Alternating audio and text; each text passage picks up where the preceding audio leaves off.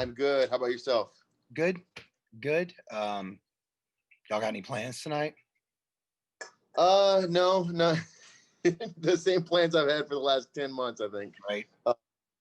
But no, I think we might make a little bit of food and hang out, whatever, with the kids and my wife, and that's about it. Yeah, we're making tacos. We were like, what's our celebration? Tacos tonight. So totally. Yeah. Okay. So let's jump in here. When did you move here, dude? So I moved here as a kid to Arkansas. I lived in California, in Los Angeles, California, and my dad my grandfather owned a business here and kind of got pretty bad sick and needed somebody to kind of run the reins while he was recovering. He had a major heart attack, and his business was going to tank if nobody was running it for. What was the business? It was like a construction supply company. Sold like gloves, hard tests, and things like that.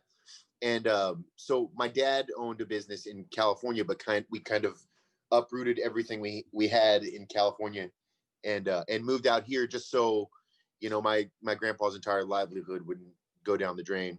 And it ended up being a little more permanent than we originally anticipated. But I'm here now. So I've been here since at this point, most of my life.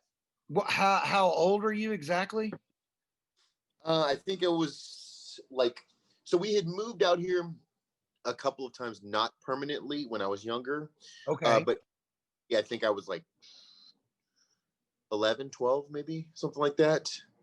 And then, and I hated it here at first. Yeah. So I would go here and then I would just beg to go back and spend the summers out in California when I was out of school.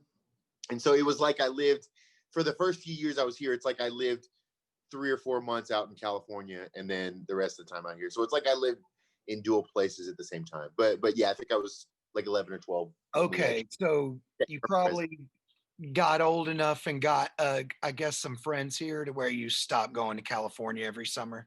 Yeah, pretty much. Essentially that. Yeah. Cool. What school did you go to?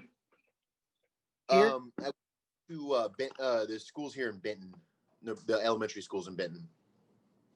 I actually when we first moved out here, I went to a Catholic school, which when we moved out here, my grandparents kind of funded me to go to a little bit of a better school. I guess they kind of viewed me as like a inner city California kid and wanted to give me like the best education that they could.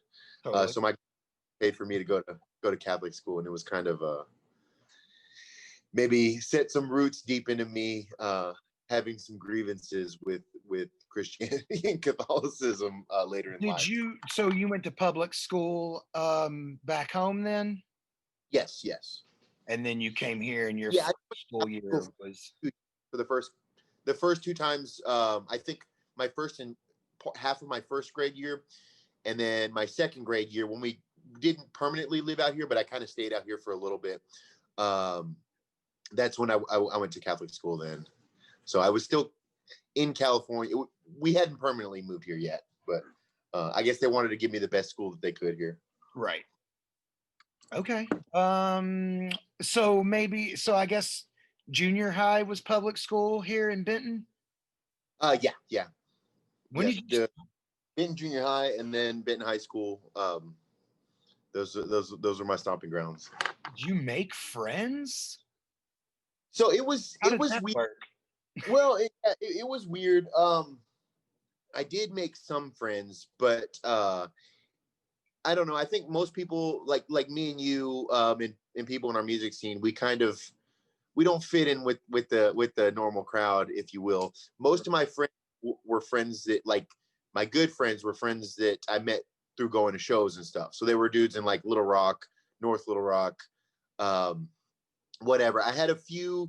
But I mean, that didn't happen until a little later, did it? Yeah, that's true. That was more like 8th, 9th, 10th, 11th, 12th grade. Okay, 8th and 9th grade, you at least started going to a show or whatever. Yeah. So yeah, I want to say maybe at least eighth or ninth grade. I think I've kind of discovered Vinos through there. So I told you I mentioned a little earlier that all my summers would be spent in California, and so I would go to California, and there was like in Los Angeles there's K Rock, which is like kind of a butt rock cock rock radio station, but Yeah. they would play stuff on the radio that wouldn't necessarily be played here in Arkansas. Like they would play like Rancid and Pennywise and like No Effects and like kind of skate punk stuff that I thought was like super underground when I heard it. I was like, whoa, this is crazy. It's just stuff that isn't going to be played here on the local rock radio Right. station. No. And so that was my initial exposure to like punk and stuff like that. So I would hear that type of stuff. And then when I come back to Arkansas, I try to like tell my friends about it or whatever. Some of it caught on, some of it didn't. But my exposure to like punk and stuff was definitely from, or the doorway, my getting my foot in the door was definitely Right. through California. Did you ever play guitar? So I've had guitars. I played bass. I played guitar, but not good enough to keep up with other folks. I'm a lead singer, but I own 4 guitars because they wouldn't let me just be a lead singer in the beginning. Like, Sure. I at least had to be like, even my first band, I wrote all the songs. Oh, really? Until the better members were like, "All right, we're ready to write," you know. For sure. Yeah. With the early Termination stuff, like the first demo we wrote, Chase Turner did most of the writing, but he would send me his little bass riffs, and I would like play around with a bass that I had around here, and just be like, do this, and I couldn't really articulate like play this note, play this, but like I'm like, if you played it like, you know, I don't really know what I'm doing with a guitar, and it's No, a it's like little bit. backseat driving or whatever.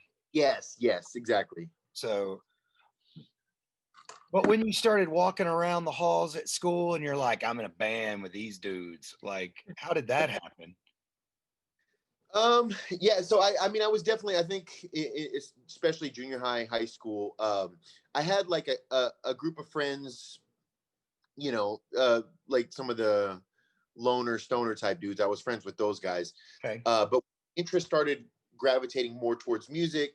My music interest may not have necessarily aligned with them, and then, you know, as you get older, that changes or whatever.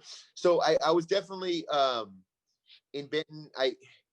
It was kind of weird. Everyone knew me as like, I guess their perception was like that's the rocker dude, you know, with the dyed hair, or Yeah. the dude hiding my lip ring, or getting. I got suspended from junior high and high school more times than I can count for like just having like just for looking too. I think For just non-violent incidences. right. I mean, Yeah, it's funny.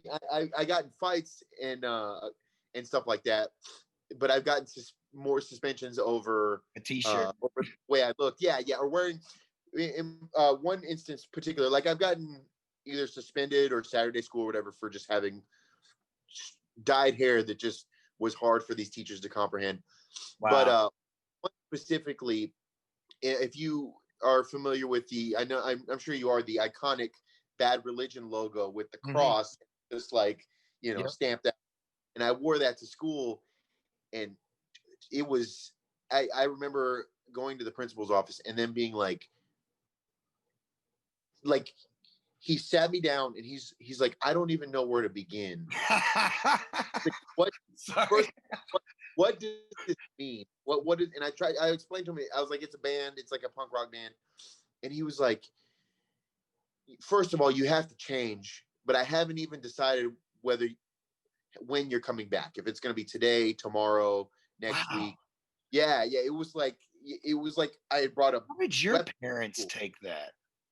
Oh, my parents, I mean, they got it. They were cool. I think got it from you or understood the principle?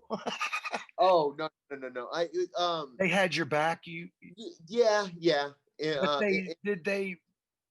I mean, it was kind of like one of those things where they didn't get it. Like, I mean, my parents aren't like metalheads or punk rockers or anything by any stretch, but I mean, I think they kind of realized that maybe I had a tough time acclimating. I was trying to kind of find myself, and they were just like, maybe cutting you a break. Yeah, it's just a T-shirt. It's not that big of a deal. I mean, whether they like, they're not fans of Bad Religion or even know who that band is, but they're just like, yo, it's just a T-shirt. It's not a big deal, or it's just dyed hair. It's just a facial piercing. Who cares? Like, what's the problem here? And I think this was at a time in the early 2000s where like facial piercing, I mean, I don't know if they were new, but it was maybe new here in Benton or there in Benton. And so like they didn't have like in the rule book, there wasn't like piercings only allowed on the ears, or no males cannot have piercings. They hadn't tackled that yet. Yeah, it's not something that they really came across much. And so there wasn't, it was like every time I would get pulled into the principal's office, it was kind of like uncharted territory. Like they had to make up something, which it's distracting or whatever. And I'm like, well, what part of the rule book is this violating? Because I'm not like revealing, and I'm not like, you know, if my hair is dyed, it doesn't have an obscenity on it. Like your things say no tobacco, no drugs, no obscenities. You know, but it was just kind of like a gray area, and they had to kind of wing it every grades like. So I was actually in junior high for the most of high school. I was a pretty good student. I was in all honors classes. A's and B's. So that's what I'm saying. You're not a bad. That's kind of the argument I'm going with. Like, the principal. I wasn't until like my last school year, or like my senior year, I was pretty well behaved. It's not like I was like fucking around and getting in fights every day or whatever. Until my senior year, I kind of gained a reputation for getting in fights. But like prior to that, I mean, I didn't cause any problems. Like I wasn't like a dick. I wasn't getting kicked out of classes or anything like that. Just kind of keeping to myself and just looking different from everybody else. I was in honors classes. I think my junior and senior year, I stopped caring about as many of us do. So my grades kind of declined those last couple of years. You were probably playing shows more in your senior year?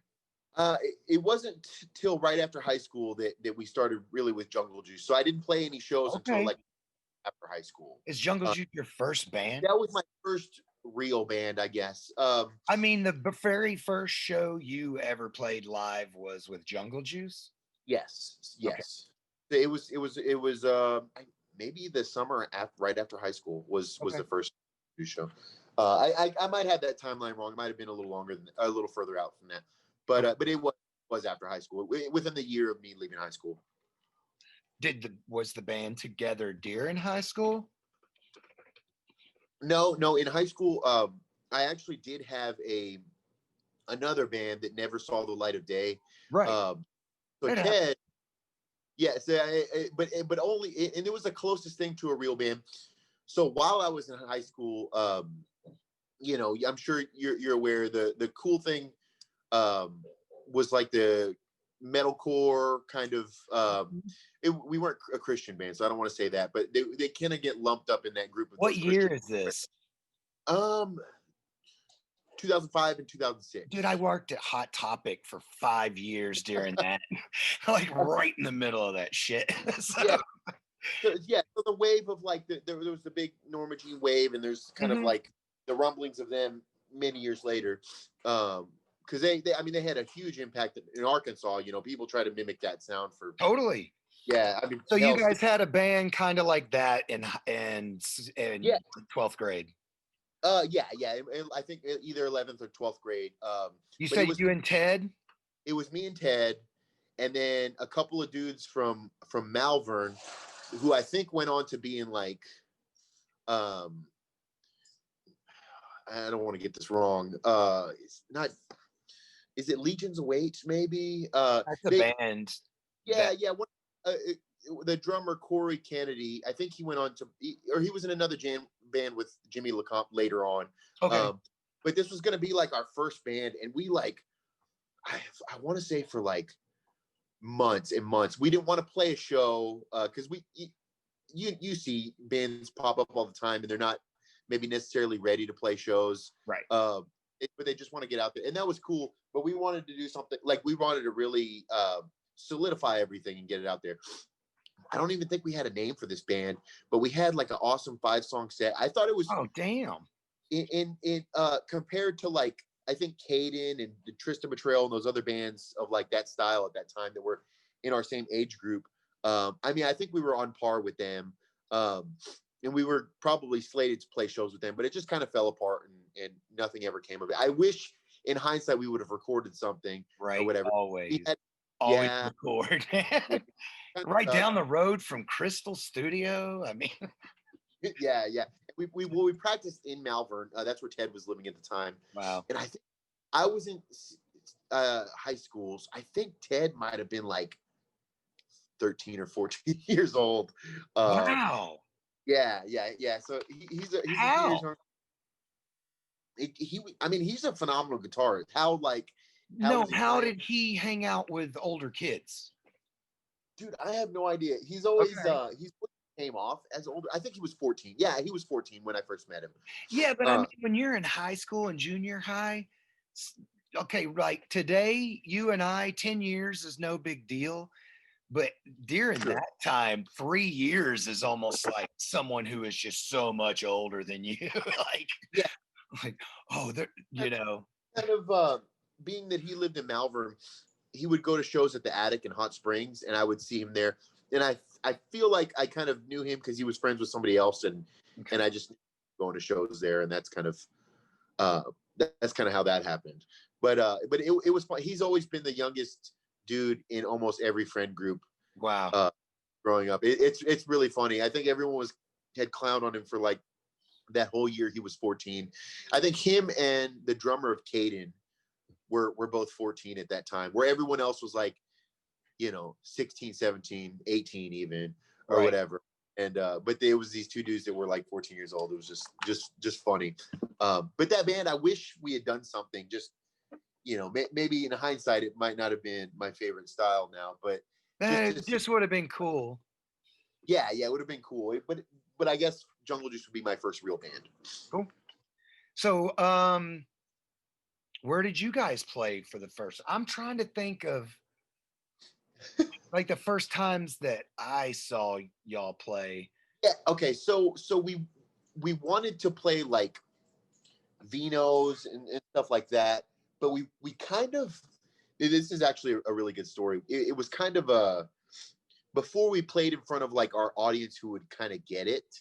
We wanted to just do like a trial run and just play live in front of somebody.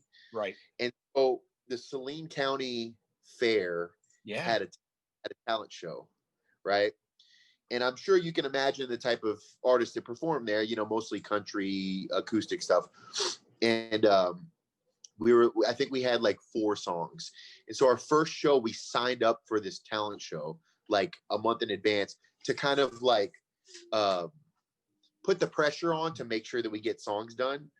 And that the first few Jungle Juice songs were, I think were pretty bad, but were like very obscene. Like you can very clearly hear me articulate like the F word and whatnot. And I was just like, man, we're just gonna go for it and see what happens. And they pulled the plug on us, I think, after the second song. The first song, they like 4 minutes into the set. Yeah, first song, some lady comes and they. I guess we were the most least known act of the day, so we were playing like first or second. So it was like 3:00 in the afternoon or something, and we were playing in the rodeo. I don't know if you've ever been to the Saline County Fair, but we were playing like they had a stage set up in the middle of the rodeo area where the dirt is at, and we were playing there. And some lady comes running. I guess the soundboard is up on the bleachers. Some lady comes running. I guess she's yelling at me in the middle of a song because she heard me say the F word or motherfucker or something, and she's like yelling through the monitors like stop, and then like comes running down the bleachers, and she's like she like does this at the front of the stage, and there's maybe 20 people there at this time. Right. I think we sang the whole night, and there might have been a couple hundred people later on, but it was also part of the fair or whatever. Right. But she's like, if you say another cuss word, I'll kick you motherfuckers off this stage. And I was like, okay, sorry about that. And we played another song, and I was like trembling because I was like, is she gonna like call the police now? Or because she was like talking to the cops there, and I was like, are we gonna get arrested for this, or what's gonna happen here? I guess there was just some like cops. I don't know if they were off duty, but they were in uniform at the fair, just monitoring stuff. And I think the second song, she was like, that's enough of this. We don't need it to continue. And like the electricity just got pulled on us. And you guys get out of here, get your stuff and leave. And we left, and we ended up coming back later that night. That's what I was about to say. Like, just leave. Don't even ride any rides. Get the fuck out of here.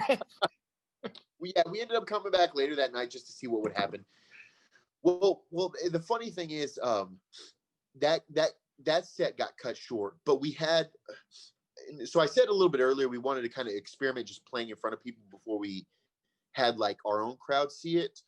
But I think in hindsight, I did forget that a few of our friends from Little Rock actually drove down to Saline County to Benton to see that. And they only got to see one song, and they were like, yo, that was cool. Let's you guys need to play a full show. Let's set something up. So there was like a group of there was a group of our friends that came from Little Rock that go to regular shows. And then there was like some random group of like misfit weirdos from Benton. They were like, that was awesome, dude.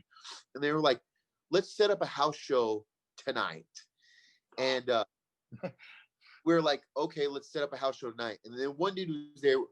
I wish I could remember his name. He used to go to shows. I think he's moved to Nashville. I want to say his first name is Steven, but he's a well-known graffiti artist now. But his dad, I think, was super wealthy. I don't know what he did. I think he owned like a car dealership or something. So he had this killer house in like the Governor's Mansion district in downtown Little Rock. And he was like, my dad's out of town. We'll just do the house show tonight at my dad's house. And he's like, I don't want anybody breaking anything in the house. So we could do it on the back porch, which is a huge porch. It's like 3 blocks off of where the old Juanita's was on Main Street. And so we were like, okay. And we like loaded up, and then everyone just started posting around. You know, baby, I'm on the phone. Good job. Dad life. Yes. But anyway, so I think we just started texting and calling people. We're like, house show tonight. Here's the address. Jungle Juice first show. I mean, it would be our first full show. Yeah. And it was we played on like the back patio, like a concrete slate, and it was a real small backyard. And there was, I mean, in hindsight, there might've been 20, 25 people there, but in a very small backyard, you know, those houses are right on top of each other. And we played outside, which is insane. I don't know how this worked out, but yeah, our second show was the same day as our first show, I guess you could say. And it was in a backyard in downtown Little Rock. I feel like since then I've tried to replicate the scenario. Yo, let's do a house show day of, and then people care. And it was just a once in a million kind of thing, and it all worked out. And that house show was pretty cool. I mean, we only had like 5 songs or 6 songs, and so we got to play them all there. The 3 or 4 that we didn't play at the rodeo. But that's the story of the first 2 Jungle Juice shows were in the same day. That's and the awesome house show that was cool. It was really cool. Wow. Can you name anyone that was there? So I know that Shay Collins was there. She was like the Little Rock photographer at the time. And she has some pictures. Damn, I wish I could find them. I've got them saved somewhere, maybe on an old laptop or something. But she was at that show. I know Beckett Byers, who lives in Fayetteville now, who's drummed in a bunch of different bands when he lived here in Central Arkansas, was there. You know, obviously Jake was and Ted and me, and there was a few others, a handful of people there. But it was really cool. It was something I could never. I feel like I could never just replicate on a whim. I don't know. Maybe when shows come back, we can. No. Listen, you're talking about building the hype of a show off of getting kicked off the Saline County Fair. That's what happened. Yeah. And it's your first show. So here we go. You got to start a band. So at the house show that night, people were asking me, do you remember the Laser Pussies? Uh, in kind of maybe it was just had a short run for a year or so, but it was in downtown Little Rock in that area. I think it was near there or whatever.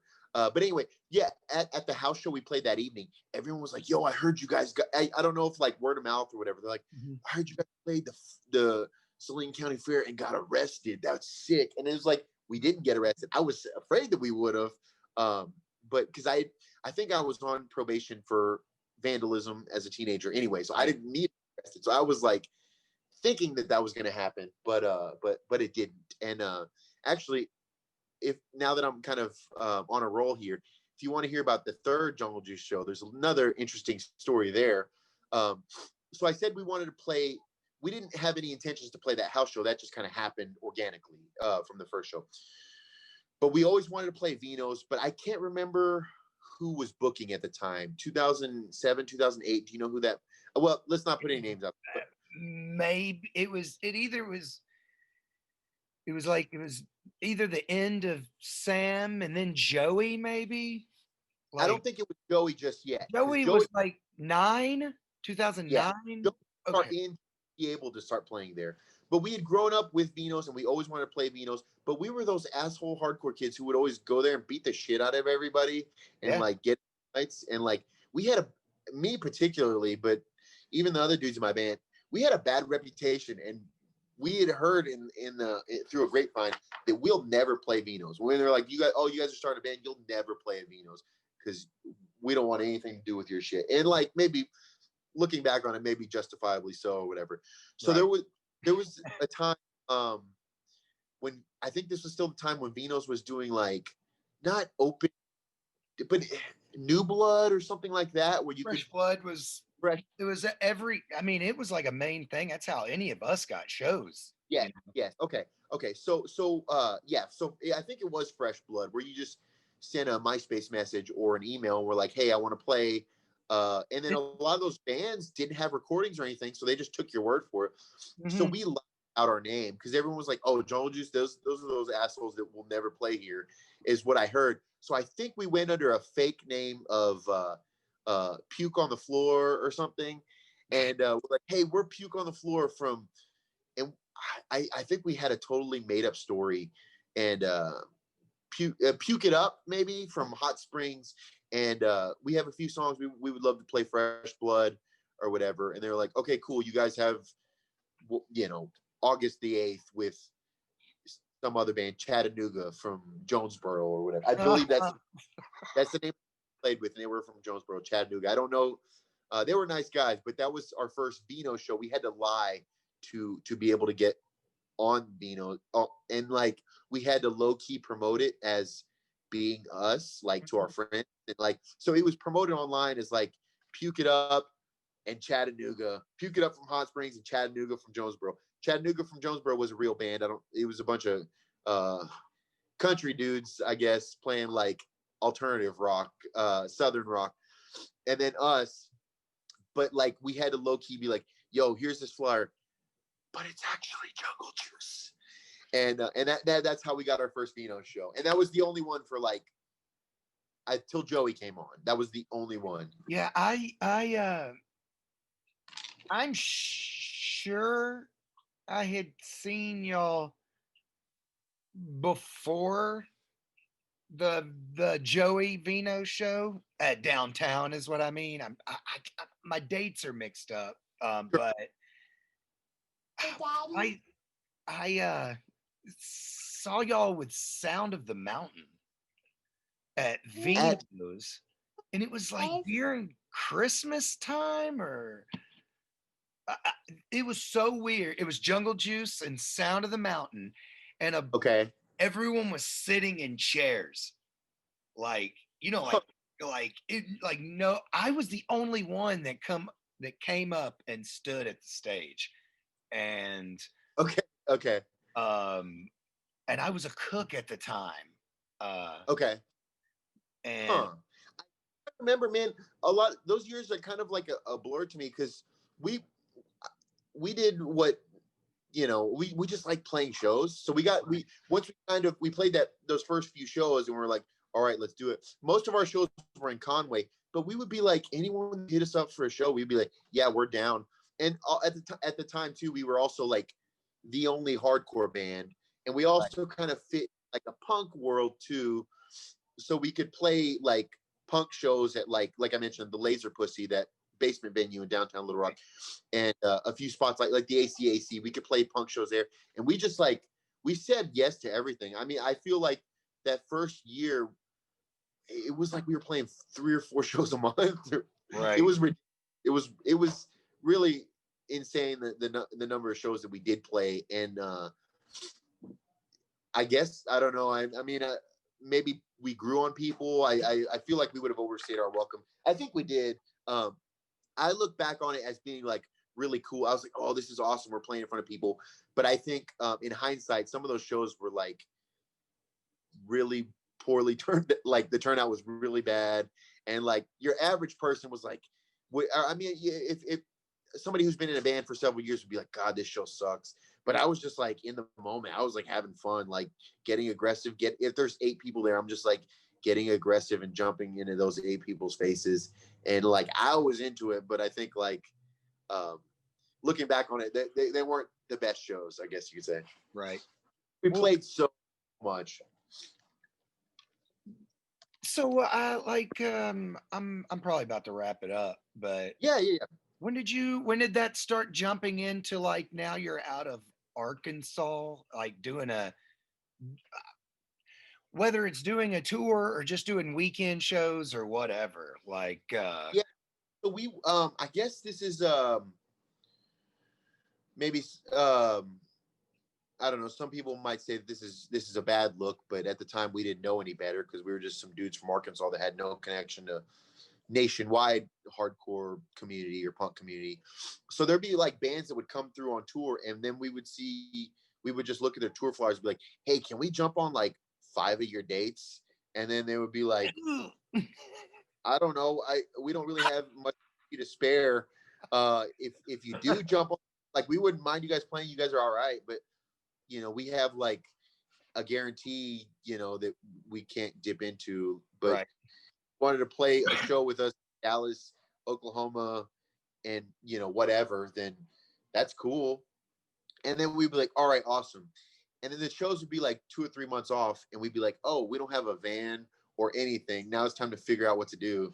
And then we did that quite a bit, where like it would be a band that we would play with, and or be booked with in Little Rock, and then we would just hit them up and be like, can I jump on a few other shows with you? And they would be like, I don't care. And so we would go and play like Memphis or Oklahoma City or Tulsa or something for like no money, just to do it.